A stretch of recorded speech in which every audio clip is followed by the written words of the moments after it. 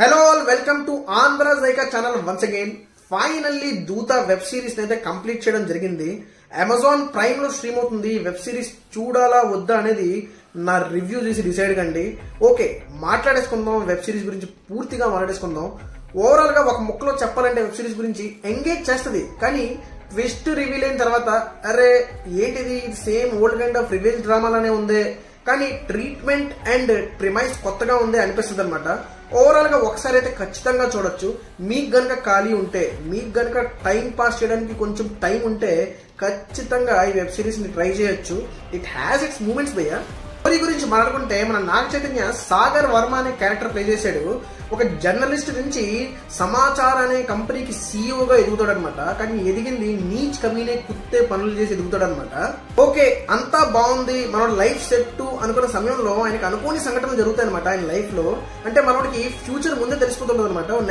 Next సంఘటన ఏదైతే ఉందో అది ఆయనకు ముందే తెలిసిపోతుంది అనమాట. ఆ సంఘటన జరిగే ముందు ఒక పేపర్ కటింగ్ అనేది ఆయన ముందొచ్చి వాళ్తూ ఉంటది. ఆ పేపర్ కట్టింగ్ లో ఏదైతే రాసుందో అదే జరుగుతుంది అనమాట ఆయన లైఫ్ లో. సో ఆ పేపర్ కటింగ్ ఎక్కడి నుంచి వస్తుంది, ఆ పేపర్ కటింగ్ కి బ్యాక్ స్టోరీకి మధ్య సంబంధం ఏంటి, ఇంకా ఈ సిరీస్ లో ప్లే చేసిన సపోర్టింగ్ క్యారెక్టర్స్ కి ఆ బ్యాక్ స్టోరీకి ఆ పేపర్ కటింగ్ కి సంబంధం ఏంటి తెలుసుకోవాలంటే ఈ వెబ్ సిరీస్ ఖచ్చితంగా చూడాల్సిందే. ఈ సిరీస్ హారర్ జానర్ లో స్టార్ట్ అయ్యి థ్రిల్లర్ గా మారి లాస్ట్ లో ఒక రివెంజ్ డ్రామాలా ముగుస్తుంది అనమాట.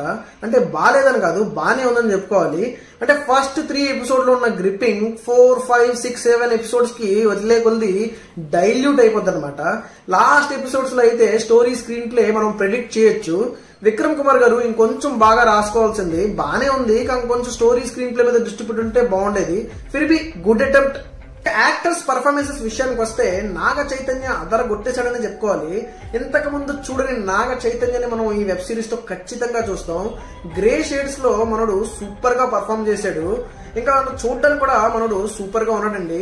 కాస్ట్యూమ్ డిజైనర్ ఎవరైతే ఉన్నారో ఈ వెబ్ సిరీస్ కి నాగ చైతన్యకి అయితే మంచి మంచి సూట్స్ డిజైన్ చేశారండి.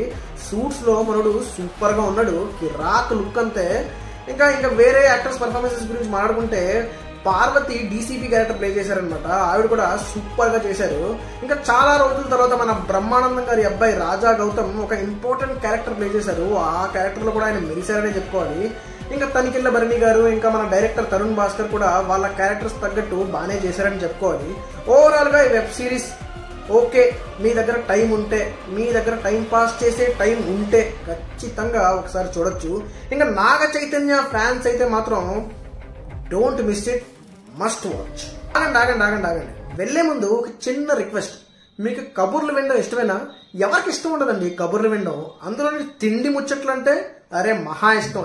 ఏ చిన్న యూట్యూబర్ చెప్పినా మనం తిండి ముచ్చట్ల గురించి ఇట్టే వినేస్తాం, అంతే కదా.